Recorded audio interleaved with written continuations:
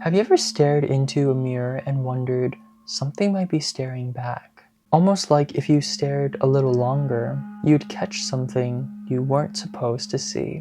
That's especially so at the Myrtle's mansion, nestled on a plantation in the quiet town of St. Francisville, Louisiana.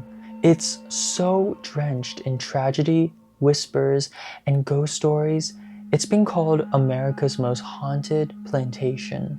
I'm Hans, and welcome to my Hollow, and in tonight's episode, we're diving into the Myrtle's plantation. Through the years, visitors have reported seeing figures and shadows that look just like the victims who died horribly. Who were these victims, and how did they die? To understand that, let's dive into our first story of the man who built the Myrtle's mansion.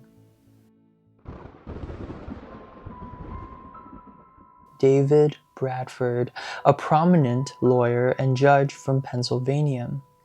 You see, Bradford was no stranger to danger. He was one of the leaders of the Whiskey Rebellion, a violent protest against the federal government's tax on distilled spirits. When the rebellion fell apart, Bradford fled south to avoid capture and eventually found refuge in Spanish-controlled Louisiana. There, in 1796, he purchased 600 acres of land and began building what would become known as Laurel Grove, a modest but elegant home perched under crepe myrtle trees. In 1799, about 30 years later, he brought his wife Elizabeth and their 5 children to the plantation. Life seemed fruitful.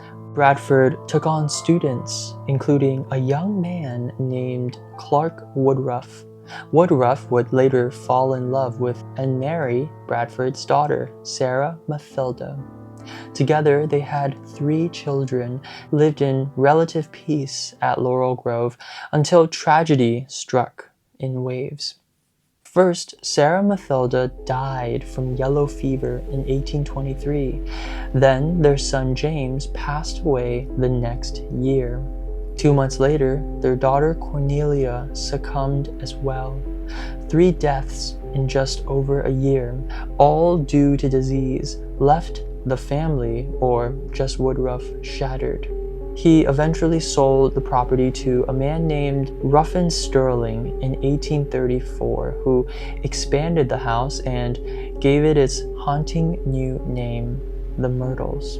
Now that's the official documented story of the land, but the true story, well, that's been passed down from rumors and uncovers a story a lot uglier than anyone could have expected. Turns out the children didn't die of disease.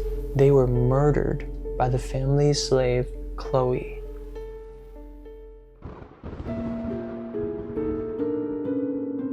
She was said to be an enslaved woman working in the Woodruff household, one who wore a green turban to cover a severed ear, allegedly cut off by Clark as punishment for eavesdropping on his business dealings.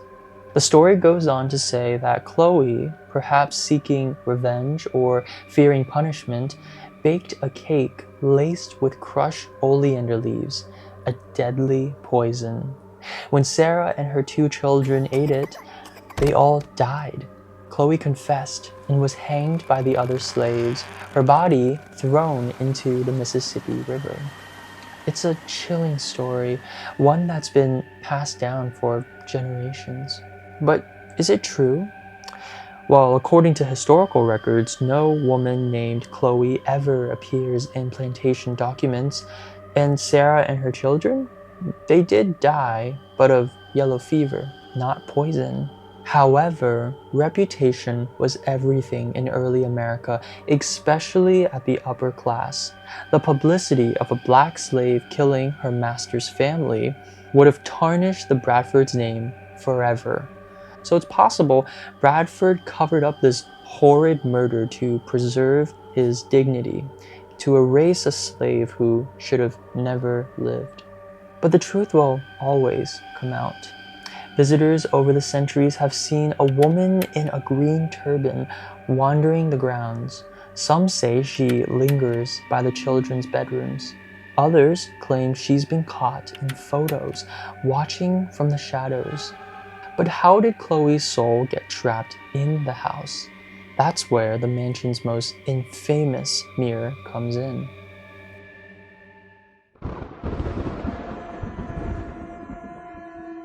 Inside the plantation, there is a large ornate mirror that's become one of the most talked about haunted artifacts in America. According to Southern tradition, mirrors are supposed to be covered after someone dies to prevent the soul from becoming trapped within. Legend says the Woodruffs forgot to cover this one mirror when Sarah and her children passed away. And ever since, their spirits have remained. Guests report seeing small handprints materialize on the glass, smears that cannot be wiped away no matter how much rags you use. Some have claimed to see faces peering back at them, but not their own. Photos taken near the mirror have revealed blurred outlines of people who weren't there. Whether it's a portal or a prison, something resides inside that frame. But the mirror isn't the only cursed object in the mansion. How about a staircase? This story actually starts with one of the few deaths on the property that can be confirmed, that of William Drew Winter.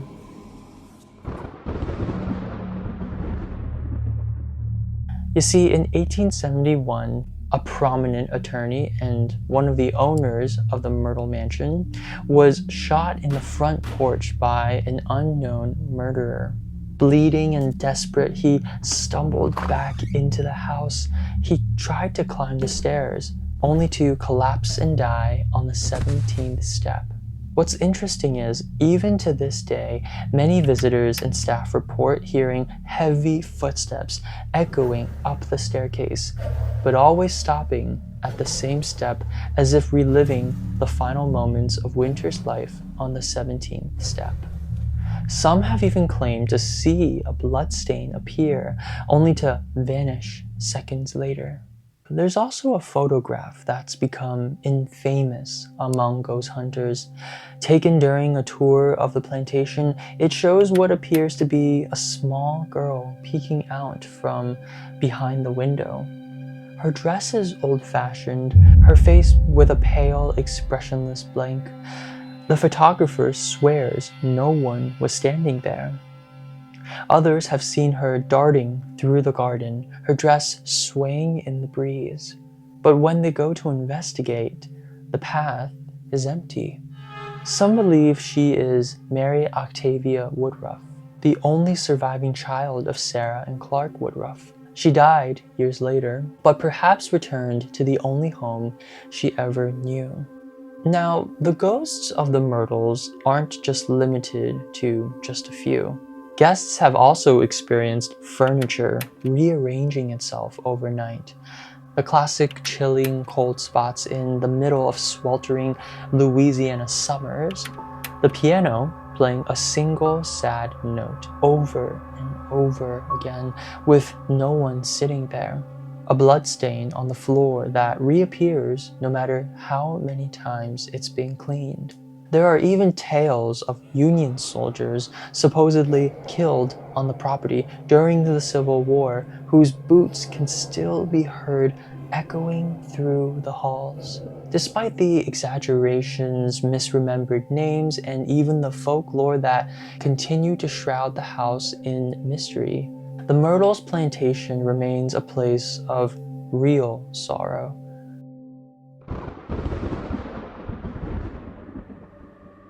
It has witnessed yellow fever epidemics, war, family tragedy.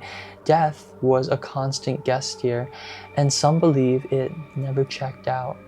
Not every ghost story at the Myrtles can be backed by science or record books, but those who've visited will tell you history isn't the only thing that lingers.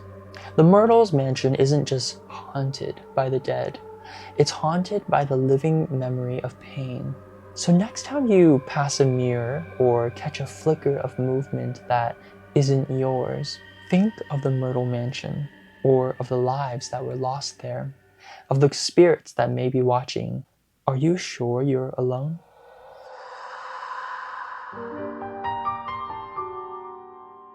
If you enjoyed this deep dive into one of America's most haunted plantations, consider subscribing, because we've got more stories waiting in the shadows. We post once, twice, or even 3 times a week, so definitely don't miss that.